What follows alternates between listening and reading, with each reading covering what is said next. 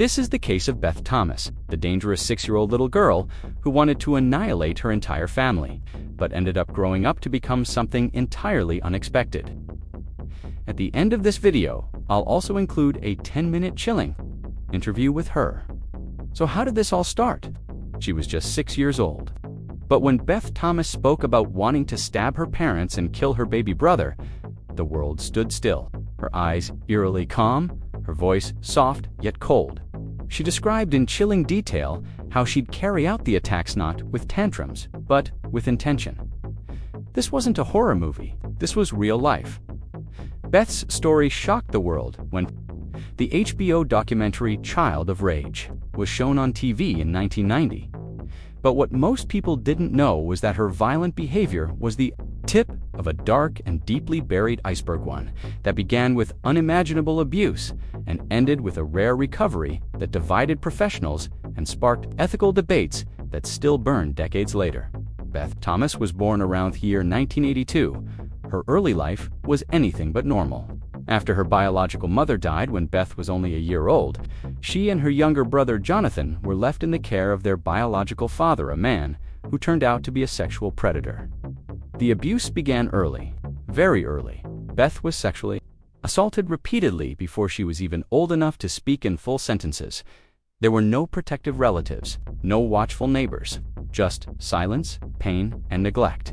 The children lived in squalor and terror until 1984, when social services finally intervened.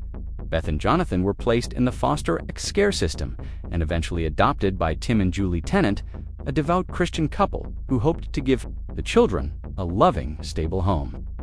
They were told the kids were healthy and normal, but that couldn't have been further from the truth. At first glance, Beth seemed like a sweet little girl, but soon her behavior took a terrifying turn. She tortured animals, squeezing baby birds to death because, in her words, the mother didn't come back. She harmed her brother once, smashing his head against a concrete floor. At night, she would sneak into his room and hurt him. And the scariest part, she did it with a kind of eerie calm, without emotion or remorse. Beth also attempted to harm her adoptive parents. She admitted without flinching that she wanted to kill them. The tenants were forced to lock her in her room at night, not to punish her, but to protect themselves and their infant son. Her adoptive parents were heartbroken and terrified. They turned to therapists and doctors, desperate for help. That's when Dr. Ken Maggott, a clinical psychologist, stepped in.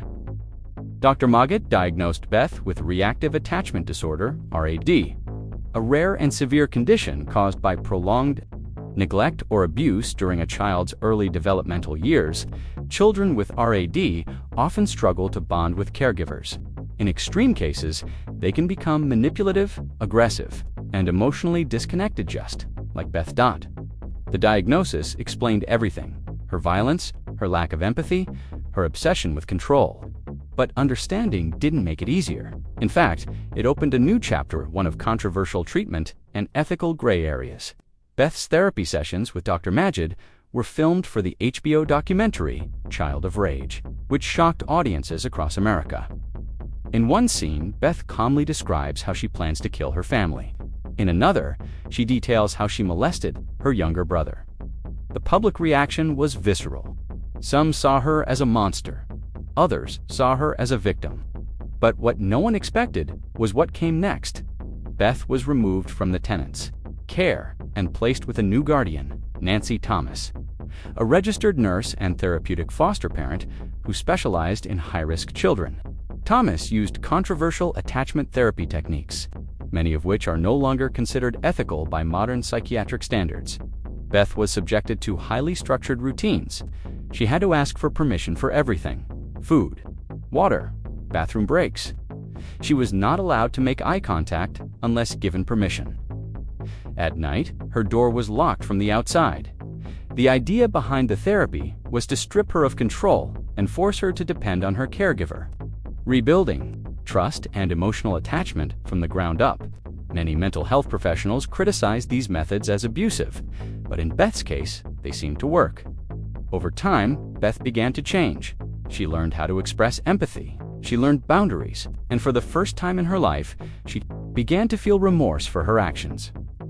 Beth Thomas eventually went on to graduate from the University of Colorado with a degree in nursing. She began working with infants at the Flagstaff Medical Center in Arizona, dedicating her life to helping those who could not speak for themselves. She also worked with her adoptive mother, Nancy, in helping other families navigate the challenges of parenting children with attachment disorders. Beth gave talks, shared her story, and became a beacon of hope for what some believed was impossible: the healing of a broken child. But not everyone celebrated her journey.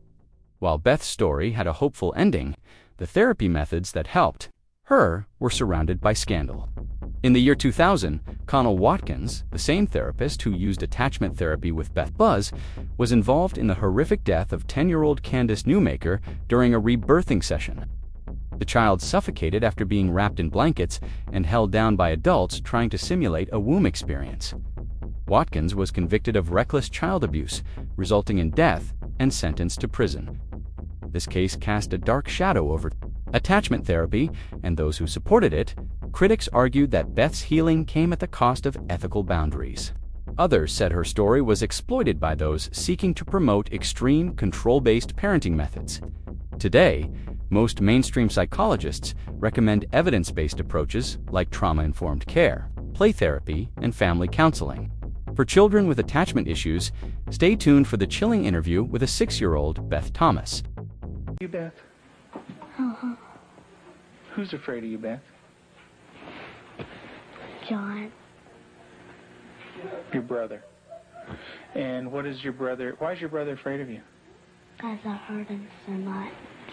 Mm-hmm. Okay. And what, at nighttime, what do your parents do to your door? Lock it shut. Why do they lock it shut? Because they don't want me to hurt John. Right. And they're kind of afraid of hurting John? Of you hurting John? Mm-hmm. Okay. Are they afraid that you might hurt them? Yep. Would you, Beth? Mm-hmm. When would you do it? Nighttime. Okay. Why would you do nighttime? Because I don't like them seeing me do it. But they can feel me do it. Mm-hmm. And what would you do to him, Beth? Stab them. Okay. What would you stab him with? A knife. Do you ever stick pins in people? Mm-hmm. Who? My brother. Okay. Do you do it a little bit or a lot? A lot. Okay. And what are you trying to do to your brother? Kill him. Why do you want your brother to die? Because I was hurt so bad, and I don't want to be around people. Okay. Who else would you like to stick pins into? Tell me about your birth father. What was that nightmare like? When he touched my vagina Okay. until it bled, hurt it a lot until it bled, and wouldn't feed me a lot. He'd hit on me, wouldn't be very nice to me. How old were you? 1. And in your nightmare, what happens? I get real scared. Where are you in the nightmare? What happens in the dream? I'm in the house, upstairs. And then what happens, Beth? When he comes upstairs and, hurts. How do you feel when you talk about this? Scared. Where's your birth father? What's he doing? He's right there, and there's his hand. His hand's right there. Where? Right.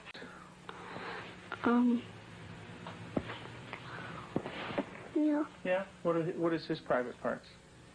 Penis and butt. Mm-hmm. And what do you do with your brother, with his private parts, Beth? I heard it. Tell me about it. What do you do? Well, I pinch it. Squeeze it. kick it. When you do things to your brother's private parts, what does he say? Stop. Okay, tell me that. Well, he says stop, but I don't stop. Do you hurt him? A lot. Okay. And would you like to do that to other boys? Or rubbed your private parts? Do you do it a lot? A lot. How much do you do that? Not every single day in Lexington. I did it every single day until it got real bad and messed up, and I had to go to the doctor, and I did not like it. What do you mean by real bad? Well, it looked real raw, got all kinds of boo-boos on it, germs, a lot of stuff from my hand. And it bled? Beth? 4 of them. Can you tell me their names? Clyde, Shuggy, Darcy, and Annie. And Daddy said a day ago that there was a stray cat who did not have a home, so Daddy was taking care of it and took it to the vet when he had his flight to go. And what do you do to the animals, Beth? Stick them with pins. Do you stick them a little bit or a lot? A lot. What are you trying to do to the animals, Beth? Kill them. What do they do when you stick them with the pins? Well, Annie cries. She's a dog. When you found some baby birds in a tree, what did you do then? I took them out. And what did Mom say to you? That the mother will not come back if somebody touches her baby. Are the baby birds kind of small? Can you describe them for me? Well, they don't have their eyes open, but they can hear me, and they look up. Are they kind of helpless? Little baby birds? Can they fly? No. Can they run away?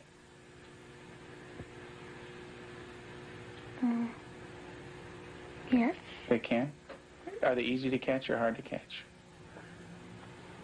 Hard. Yeah. Well, it's hard to remember. With the baby birds, what did you do? Took them out of the tree. And what did you do with them? Played around too rough. Also, when at the end, I picked it up and I thought it was Dad, and I came to say, Mommy, is this bird dead? And she said, she called Daddy and said, Tim, and Daddy came and, I think I remember that they said yes. And so did the little baby birds die? I don't know. You don't remember? I just remember that I remember that Mommy and Daddy saying the last bird we got was dead. Do you know what Mom said to me? She said that all of them were dead. Did you squeeze them? Did Baby Beth squeeze them? You're doing a good job, honey. Go ahead and tell me what happened. I squeezed them. And what happened? They died. Where did you get them? From the drawer. And where else? Do you remember? Tell me about it. I got them from the dishwasher. What kind of knives?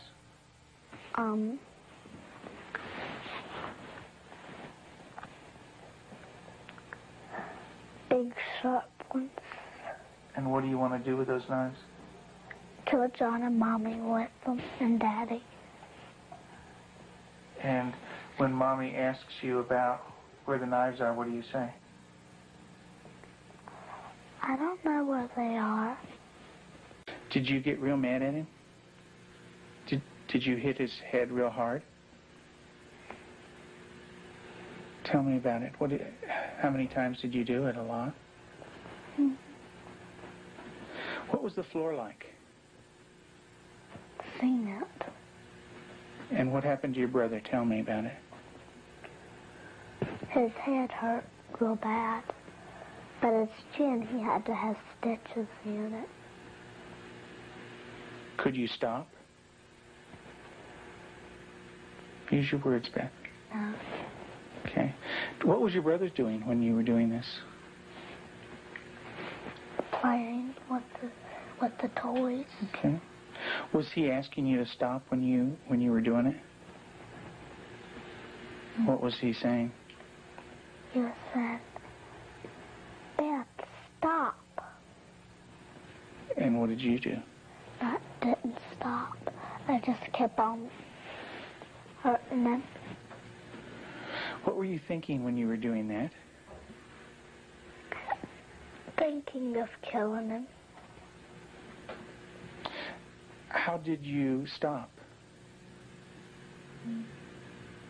What made you stop? When I heard Peter walking across the kitchen, Mm-hmm. it made me stop because I thought Mommy and Daddy would come. Okay. Did Mommy come? What did she do? She sent me to my room. Okay.